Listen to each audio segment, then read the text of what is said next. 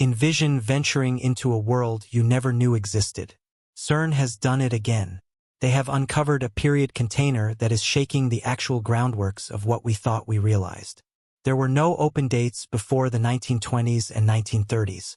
They put these time cases in with the assumption that they would last in ceaselessness. So it begs the question, how could they do that? This isn't your common time container, however.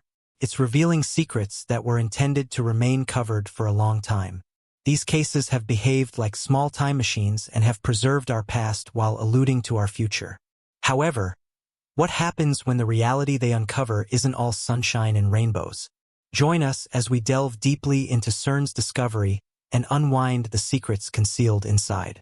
Before we jump into that, though, it is important to note that this isn't the first time a foreboding time container has been found.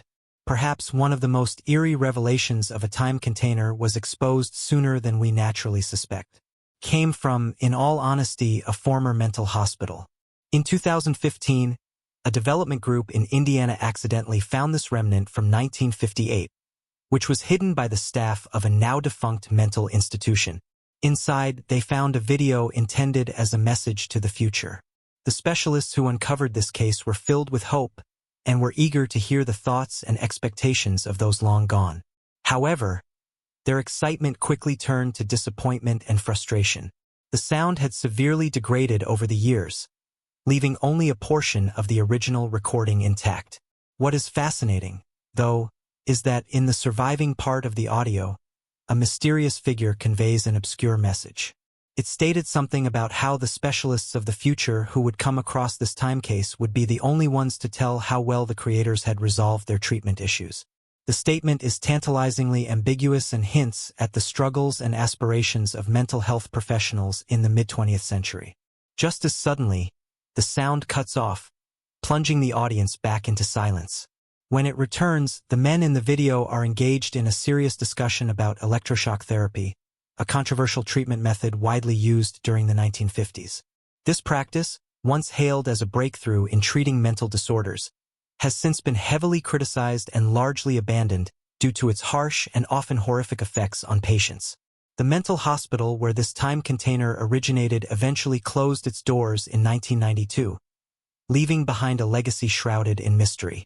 History specialists have since tried to identify the men featured in the video and decipher the incomplete audio. What other insights and secrets could have been shared about the use of electroshock therapy and other treatment methods of the time? Leaping to a few years earlier, in 2010, there was another instance where a dark trunk was discovered out of nowhere. On this trunk, they found the initials J.M. Barrie. Two women cleaning out an abandoned building in Los Angeles made a chilling discovery. The trunk, which bore the same initials as the famous Scottish author, held a horrifying secret. Inside were not treasures but tragedy. The women found the bodies of two infants, wrapped in sheets and concealed inside doctors' bags. Old newspapers and forgotten possessions completed the chilling scene.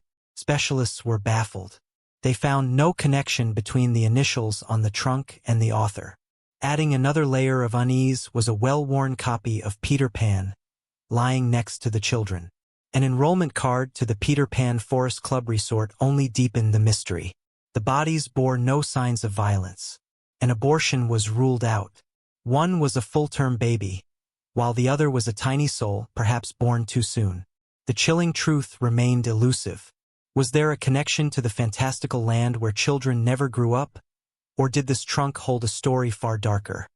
A secret lost to time? It just seems that the uncovered secrets keep getting darker. In 2016, a demolition crew in Albuquerque, New Mexico, stumbled upon a time container buried near a former grade school, dating back to 1968. It seemed like a child's hopeful message to the future. However, upon opening it, the workers found a chilling letter instead. It read, "I am dead. I go to Montgomery School, the old school name. I was born in 1900. The note continued to provide more details about who this child was and where he came from. In the end, it was signed by Greg Lee Youngman. Efforts to find Greg today have come up largely empty. Some speculate he was a ghostly figure from a past time, while others believe it was just a child with a vivid imagination. Either way, The letter has left a bitter taste in everyone's mouth. What's even more extraordinary is that this wasn't the only case that happened in that same year. A North Carolina woman thought she'd scored a deal by purchasing a used freezer for a mere $30. Her joy turned to horror after finding human remains inside. The seller, it turned out, was the deceased's own daughter, who'd used the freezer as a rather morbid time container for her mother. The police investigation revealed the daughter had disappeared after the sale, claiming she was visiting her mother in a West Virginia nursing home. This was a lie that uncovered a chilling truth. What seemed to be a vile case turned into one of the most shocking news headlines the world had ever seen. Unfortunately, this wasn't the only time that someone had sinister intentions for human remains. Not long ago, a man was exploring the woods with his metal detector when he made a stunning discovery.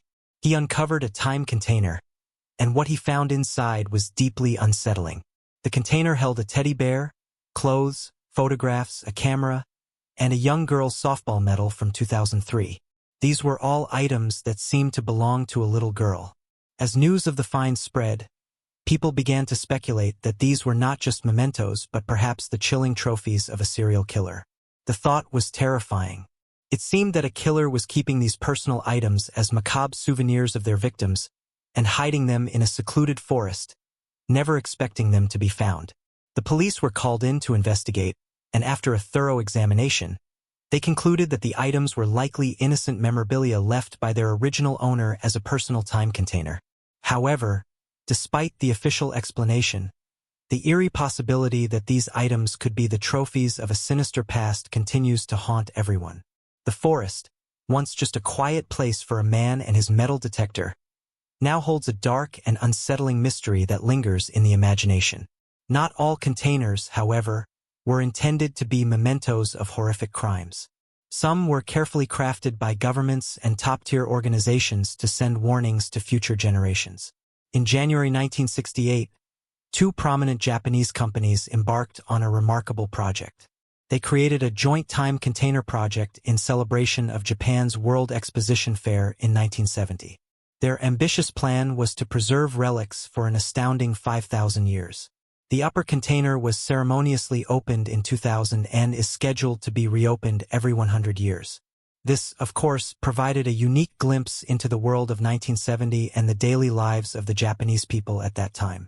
Among the intriguing items were a sleek toy, glass eyeballs, and perhaps the most powerful artifact of all, the black fingernail of a Hiroshima atomic bomb survivor.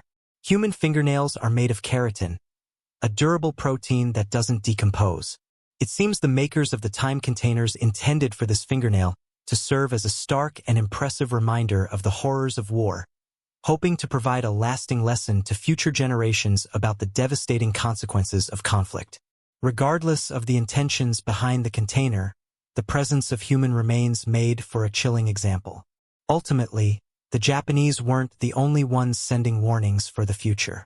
Even physicists had a hand in these projects.